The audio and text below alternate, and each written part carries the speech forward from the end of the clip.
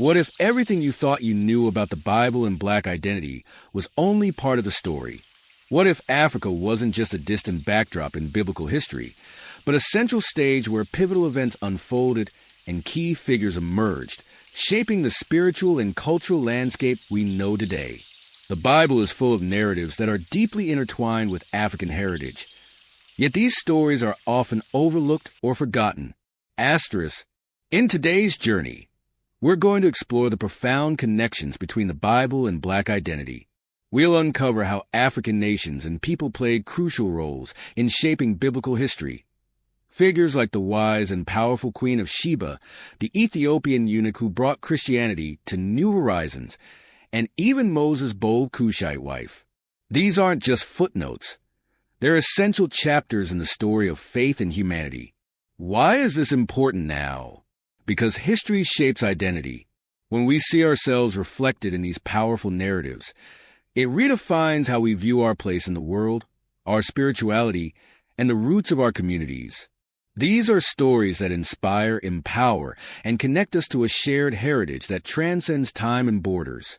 If you've ever felt curious about the untold stories of the Bible or wanted to reclaim a deeper understanding of Black identity in Scripture, you're in the right place. So, before we dive in, take a moment to hit that subscribe button and turn on notifications. This is a community where history, faith, and culture come alive, and we don't want you to miss a single moment. Let's begin this powerful exploration together. Now, let's look into the African context in biblical history. To understand the African context in biblical history, we must first approach the Bible not only as a spiritual text, but also as a historical document deeply embedded in the ancient world. When we consider the geography of the biblical narrative, Africa emerges not as a peripheral character, but as a central and enduring presence. Geographical and in cultural significance, Africa as a continent has long been recognized as one of the cradles of civilization, and this is no less true in the context of biblical history. From the fertile plains of the Nile Valley to the ancient kingdoms of Cush and Sheba, the Bible frequently references African lands, peoples, and cultures. These mentions are not incidental. They are woven into the fabric of the biblical narrative, revealing Africa's integral role in the unfolding story of God's relationship with humanity. The Nile River, which is the lifeblood of Egypt and one of the most significant geographical features in biblical history, serves as an anchor for much of Africa's presence in Scripture. Egypt, a nation deeply connected to Africa, is mentioned over 600 times in the Bible, making it one of the most frequently referenced locations. It is within Egypt that some of the most pivotal events in biblical history occur. For example, Joseph, the son of Jacob, rises to power in Egypt, saving his family and many others from famine. Later, the entire nation of Israel finds itself enslaved in Egypt, leading to the defining event of the Exodus, where Moses leads them out of bondage into the Promised Land. But Egypt is not the only African nation referenced in the Bible. The kingdom of Cush, located in what is now modern-day Sudan and Ethiopia, is frequently mentioned as well. In fact, Cush is one of the first nations mentioned in the Bible, appearing in the genealogies of Genesis 10. This early inclusion of Cush signals its importance in the ancient world and its role in the broader biblical narrative. Consider the kingdom of Cush and its biblical significance. The kingdom of Cush was a powerful and wealthy African civilization that flourished along the Nile River. In biblical texts, Cush is often portrayed as a land of strength, wealth, and dignity. For example, in Isaiah 18, the prophet describes Cush as a nation of tall and smooth-skinned people who bring gifts to God, suggesting their prominence and their connection to divine worship. This prophetic acknowledgement is not merely a passing mention. It is a testament to Cush's role in the ancient world and its influence on the biblical imagination. Moreover, the Cushites were known for their military might and their advanced culture. In 2 Chronicles 14 verses 9 to 15, we read of Zerah the Cushite leading an army of 1,000,000 men against King Asa of Judah. Although the Cushites were defeated in this instance, their ability to assemble such a vast army speaks to their strength and organization as a nation. Perhaps one of the most significant moments involving Cush in the Bible is found in the story of Moses. In Numbers 12:1, we learn that Moses married a Cushite woman, an act that sparked criticism from his siblings, Aaron and Miriam. God's defense of Moses and his Cushite wife in this passage not only underscores the dignity of Cush, but also challenges any notions of racial or ethnic superiority, emphasizing God's impartiality and the value of all people. Let's look at Egypt's role in salvation history. Egypt's role in biblical history is unparalleled, serving as both a place of refuge and a place of trial. In the story of Abraham, Egypt becomes a temporary sanctuary during a time of famine, Genesis 12 verses 10 to 20.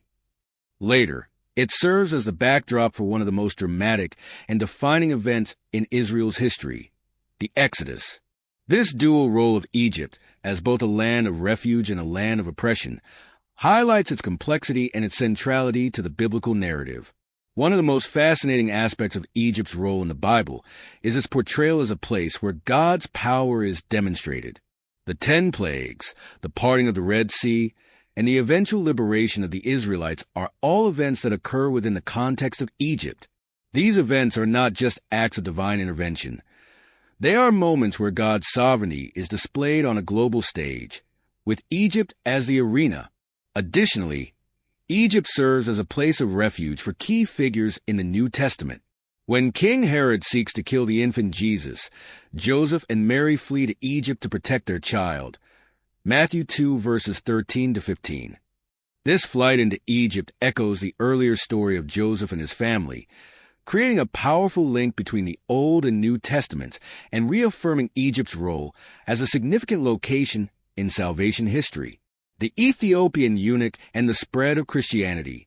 One of the most compelling stories connecting Africa to the early Christian church is found in Acts 8 verses 26 to 40, the story of the Ethiopian eunuch. This individual, described as an official in the service of the Queen of Ethiopia, is traveling home after worshiping in Jerusalem. As he reads from the book of Isaiah, the apostle Philip approaches him and explains the passage, ultimately leading to the eunuch's baptism. This moment is profound for several reasons. First, it marks one of the earliest recorded conversions to Christianity outside of the Jewish community, signaling the universal nature of the gospel message. Second, the Ethiopian eunuch's high status and his connection to Africa highlight the immediate and far-reaching impact of Christianity. Finally, his baptism is a testament to the inclusivity of the early church, welcoming individuals of all nations and social standings into the faith. Another powerful African figure in biblical history is the Queen of Sheba, whose visit to King Solomon is recorded in 1 Kings 10 verses 1 to 13 and 2 Chronicles 9 verses 1 to 12. The Queen of Sheba, often associated with the region of modern-day Ethiopia or Yemen, travels to Jerusalem to test Solomon's wisdom. Her visit is not merely a diplomatic gesture. It is a profound moment of cross-cultural exchange and mutual respect. The Queen of Sheba's journey underscores the global influence of Solomon's wisdom and the interconnectedness of ancient civilizations. Her lavish gifts and her declaration of Solomon's wisdom as divinely inspired also reflect the wealth, sophistication, and spiritual insight of African cultures. Asterisk. As we explore the African context in biblical history, it becomes abundantly clear that Africa is not a footnote, but a cornerstone in the biblical narrative. From the mighty kingdoms of Egypt and Cush to the influential figures like the Ethiopian eunuch and the Queen of Sheba, Africa's presence is deeply embedded in the story of God's relationship with humanity. Don't forget to subscribe to this channel. Hit the like button and share this with loved ones.